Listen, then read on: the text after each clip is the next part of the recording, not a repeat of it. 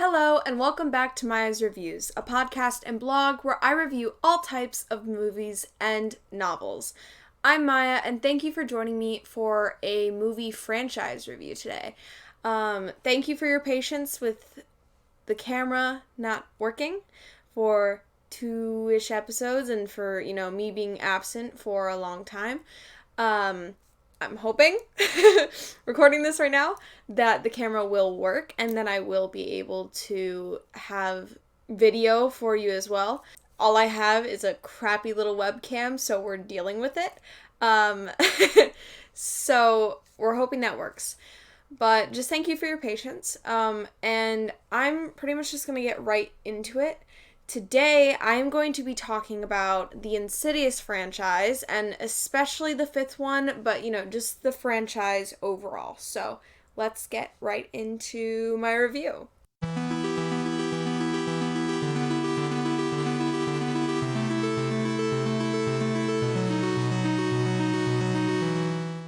Now, there are 5 Insidious movies out so far.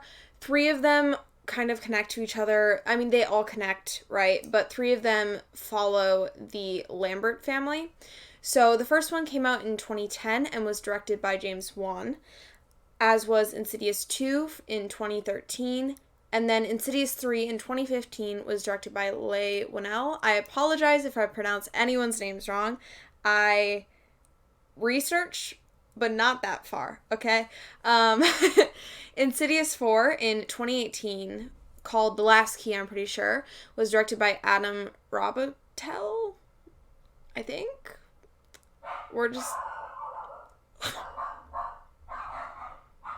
I think the mailman's here. Damn. Okay. Damn. She really went off with that. Poppy's back. She's 3 now. Guys, can you believe that? Anyways, Insidious 4 was directed by Robitel, I'm pretty sure, in 2018.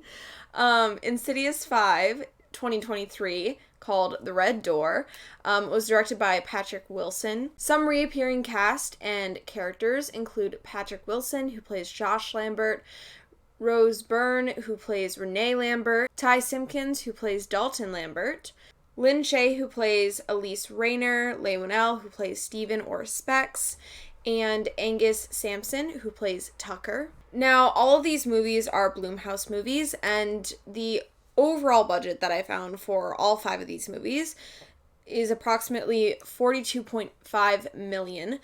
Box office ended up being around $728.6 million, so pretty good. The average rating on Letterboxd for each of these movies is as follows. For Insidious, it is 3.2 out of 5 stars. Insidious 2, 3 out of 5 stars. Insidious 3, 2.5 out of 5 stars. Insidious 4, 2.4 out of 5 stars. And then the same for Insidious 5, The Red Door, 2.4 out of 5 stars. Now, I went and saw Insidious 5 in theaters. I had actually never seen any of the other Insidious movies before the new one came out. And then when the new one came out, I decided I want to watch these anyways. I might as well and go see this one in theaters. So I did see The Red Door in theaters. And straight off the bat, before I get into my review of anything, I mean, this is more of a ranking discussion type thing than a review, because I don't know. I'm not going to go too in depth with many of the movies, maybe the 5th one, because that one I remember the best, and it was my favorite. Don't know if that's controversial, since it is the 5th movie, but I did enjoy Insidious 5, The Red Door, more than any of the other movies. So I guess I'll just get right into my ranking of the Insidious franchise. For me, I would say Insidious 5 is my number 1, right? I rated that one 3.5 out of 5 stars. Next would be the original Insidious, which was also 3.5 out of 5 stars. Then we have Insidious 2 at 2.5 out of 5 stars. Insidious 4, The Last Key, at I think 2.5 out of 5 stars was my rating. And then Insidious 3 is in last with my rating of 1.5 out of 5 stars. Now, straight off the bat, I'm just going to say horror movies take a lot to scare me. Like, to stick with me and scare me takes a lot. In the moment, jump scares, sure, they'll get me if they're effective and they're used correctly. And that's the thing that Insidious does do, is they use jump scares correctly. I find myself being scared a lot more by paranormal movies than any other horror movie, except for found footage. And then when you combine found footage and paranormal, it's great for me. I don't know why paranormal movies scare me so much. I think it has more to do with if that were a real thing, what can you really do against an entity? You can't really do a lot except maybe get an exorcism, but those never work in movies, so you're pretty much screwed. So I don't know. These movies don't stick with me and scare me, but I will say in the moment watching them, they are very tense, and I think the entire Insidious franchise is great at utilizing jump scares to really build tension and then follow through with it. They don't just, because jump scares are so overused, I feel, a lot of the time, but I feel like Insidious does a great job of not doing that and, not overusing it and actually using it in an effective way. So I don't know. But let's get into more of a movie by movie basis. So Insidious, the first one, came out in 2010. I rated that one 3.5 out of 5 stars. Now, I will say, although I think Insidious, I do enjoy the movies. Are they fantastic movies? I feel like they're a little bit stereotypical.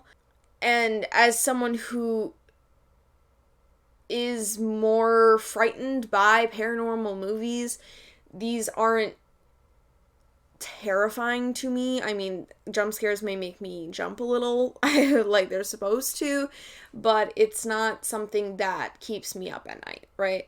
And I think part of that does have to do with the fact that all 5 of these movies are PG-13 movies, and so I do think they are great movies for people who are getting into horror, because they are effective, and some of them are fun, some of them are iffy for me. So, but let's get into Insidious. I have my phone here because I don't have the synopsis memorized. So this is the premise of Insidious from 2010. It's not the house that's haunted. A family discovers that dark spirits have invaded their home after their son inexplicably falls into an endless sleep. When they reach out to a professional for help, they learn things are a lot more personal than they thought. So this movie, knowing pretty much nothing else from the other movies, right, I do think it does a great job of building tension. And I think when you bring kids into a horror movie too, obviously that always makes it 10 times worse. I think the acting is pretty well done. The script, from what I remember, because I'm going to be honest, it's been like a month since I binge watched all 5 of these movies. From what I remember, I did enjoy it. Overall, the movie was really effective for me, but, there are some things that could have been better. It's almost a 4-star movie for me, but I think I'm going to stick that one at 3.5 stars just because there were parts where I was like kind of bored. But then when I got into the actual horror aspects, then I was really into it. And so I do think Insidious is really effective with its horror aspects, but the plot can be a little slow moving at times. And so I think that's where it really falls for me. And then Insidious 2 also follows the Lambert family. So Insidious 2, released in 2013, its premise is, it will take what you love most. The haunted Lambert family seeks to uncover the mysterious childhood secret that has left them dangerously connected to the spirit world. So I guess I should probably go into what in the plot of Insidious is. Basically, in the first movie, what's his name? Dalton Lambert finds himself in this dreamlike state. Why am I forgetting the name of it? It's like those dreams where you're conscious and you can kind of do what you want, but they end up connecting to the spirit world, which isn't great when they want to possess your child. And so all these little demon guys are trying to possess Dalton, right? And in the second movie, they go further into why that is that it runs in the family for their family to lucid dream. I remembered the name. And Josh Lambert, Dalton's father, used to have the same issue when he was a child, right? And so they kind of go more into his side of the story, where he's trying to uncover all these memories, because in order to protect Josh and Dalton from the spirit world, they tried to get rid of those memories of them lucid dreaming so they wouldn't lucid dream anymore, and which works for a time, but Insidious 5 exists for a reason, so, And then once we get to Insidious 3, it kind of drifts away from the Lambert family and goes and follows this one girl whose name I forget, but I'm pretty sure she was in either Ant Farm or Diary of a Wimpy Kid. I remember her from something. Half of these people, I just don't know.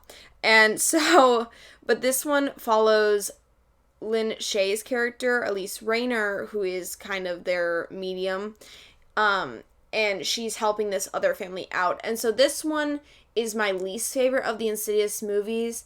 I think there are some cool things in it, and I think there are some cool scenes, but overall, I was kind of bored.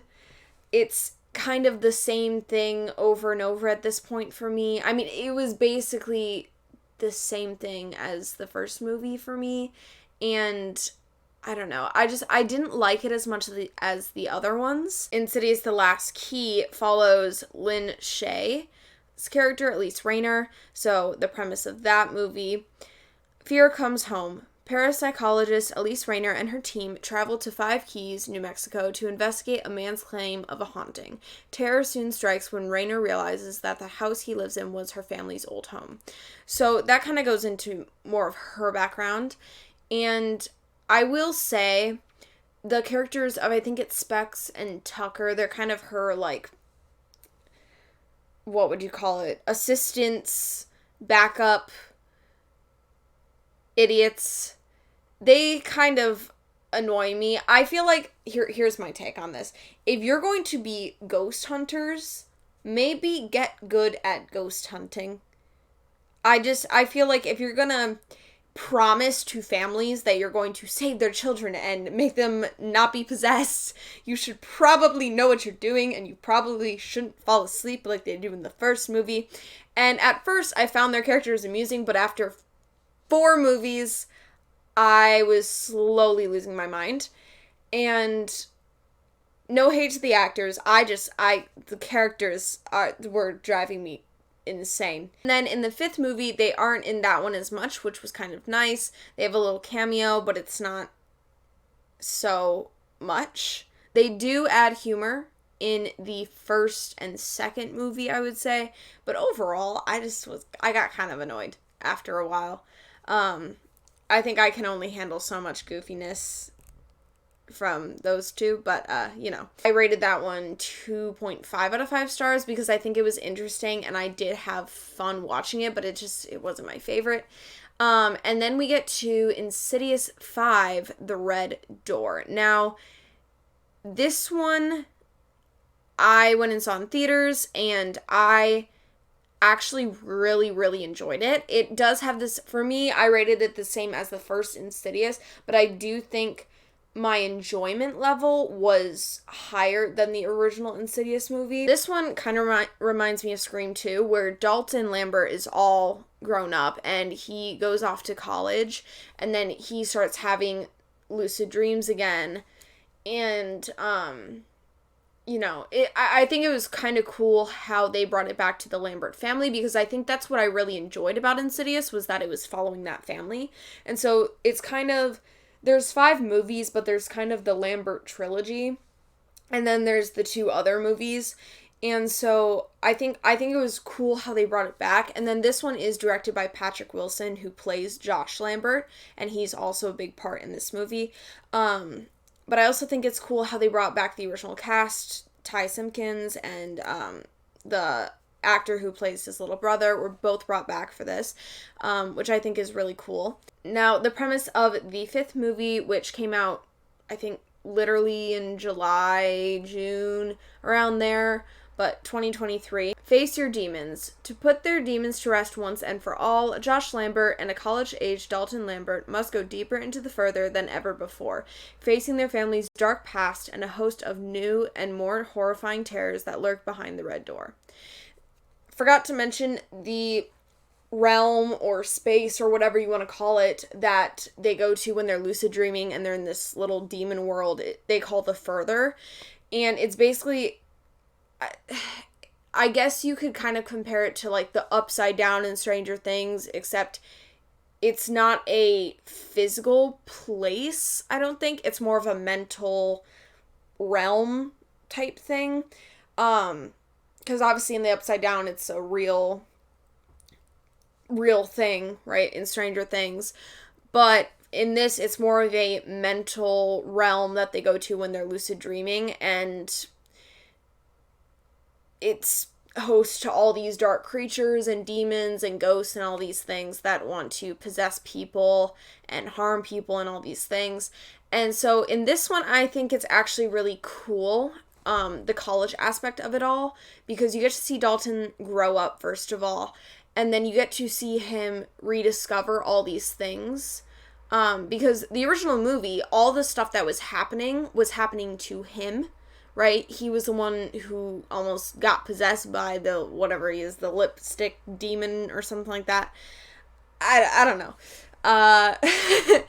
But I think it was kind of cool. And then you have, him going to frat parties and all this stuff. And there's some nasty scenes. Just, if you don't like people throwing up, I do not recommend Insidious 5, The Last Door, or The Red Door. I just combined 4 and 5. Because there's just some scenes. There's at least one scene that just, it sticks out. It's borderline traumatizing. I mean, really weirdly, grossly cool, but also just disgusting. So, Insidious 5, for me, I had a lot more fun with, and I think part of it was because I did get to see it in theaters, and also it was bringing it back to the original Lambert family, but it was kind of, it was the kid grown up and dealing with this now as an adult, and still having the rest of the family involved with it, especially Josh, right? Josh Lambert. And I think it's cool because they wrap it up. In the second movie, it's kind of like they leave the second movie with both Josh and Dalton having been hypnotized to forget lucid dreaming.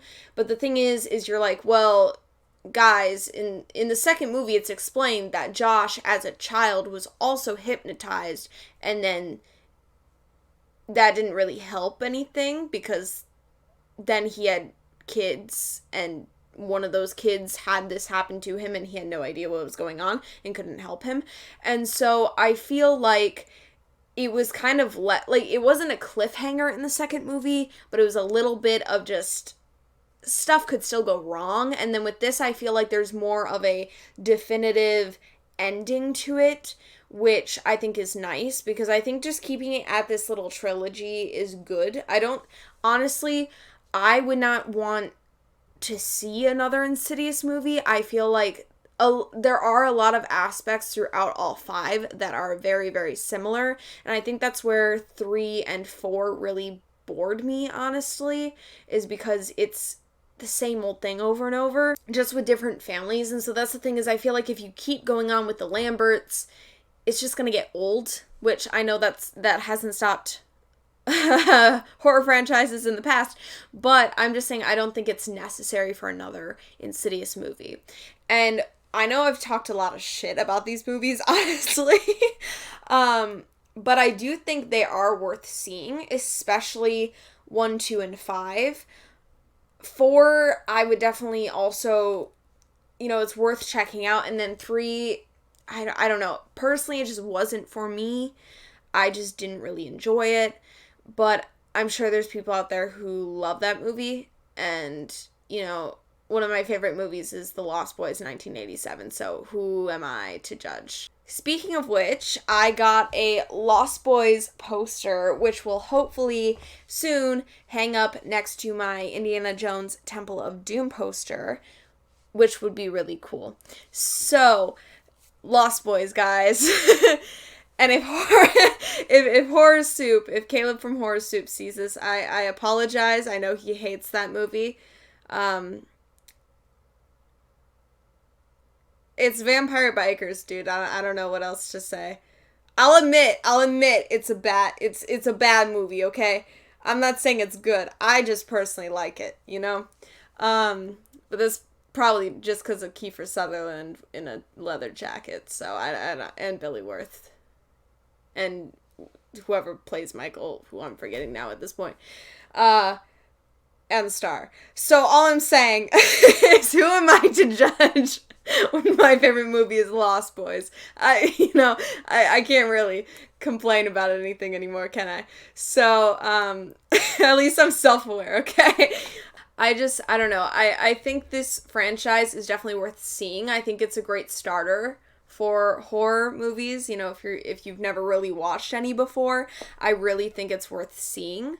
And it might be controversial, I don't know. I just really enjoyed the 5th movie more than any of the others. And it might have to do with me seeing it in theaters, but I really enjoyed that movie. And so, I don't know. Yeah, I think they've talked about making an Insidious 6, and I'm curious to see where they would go with it, because if they're going with a different family, I don't know. Because the thing is I feel like the demons, this may sound stupid, but the demons that they've had in these movies have gotten progressively lamer. Like, they're just not as cool. And first of all, Insidious, the red lipstick demon thing, maybe I'll have him pop up right here, I don't know. That one, first of all, is kind of like, okay, like, that's kind of goofy. Like leading up to the reveal, it sounds cool as hell. And then you get to the reveal and it's like, oh, yeah, totally. And so, I don't know. I feel like the second movie, I like the creepy lady, because, like, creepy ladies just kind of creep me out, That's what they're supposed to do, they're creepy ladies. And I don't know. I feel like they've gotten progressively worse. I don't even remember the demon in the 3rd movie. I'm gonna be so honest. I just know he left, like, little, like, tracks along the floor. Take a bath, dude. No excuse, even if you're in the afterlife. No excuse. Take a shower. I don't know. Pioneers could do it. Demons can do it too, So, I don't know. I think it's worthwhile seeing. Is it the best franchise I've ever seen? By no means. But I did enjoy the movies, and I did enjoy the experience I had watching them. And so I think it's worth seeing. Recommend it. And that's kind of it. There's not really a lot to talk about. Some of them I just don't like, some of them I do like. But yeah, that is basically the end of my review of the Insidious franchise. I hope you enjoyed it, and if you did, please check out my blog, Maya's Reviews, at mayagreviews.wordpress.com. Check out my podcast wherever you listen to podcasts. If you're listening to just the audio version, I will have a video version, hopefully, up on YouTube. Maybe Spotify. Don't know how that works, really. Kind of scared of it. We'll see. You can also find me at Maya the Bookworm on Twitter, Goodreads, TikTok, BookBub, and Book Sirens. I'm also on Tumblr at Maya Reviews, on Facebook at Maya Reviews, and Instagram at ML Grimley. If you want me to review your book, come on the podcast, just anything publicity related, please email me at mayagbookrareviews@gmail.com. I do ask that if you are reaching out in regards to a review request, interview, collab, anything like that, that you check my publicity request page on my blog first and then email me. It just makes it easier so that you have all the information I need when you send me an email, so I don't have to ask for it and back and forth. Just easier, you know? So thank you so much for listening, watching, hopefully, if my camera finally works. I apologize if I was not looking at the camera very much. If you're watching the visual version, don't like eye contact. And I am not used to this anymore, so it has been months. So thank you so much for watching and listening. And if you want to, if you can, I highly recommend watching the Insidious franchise.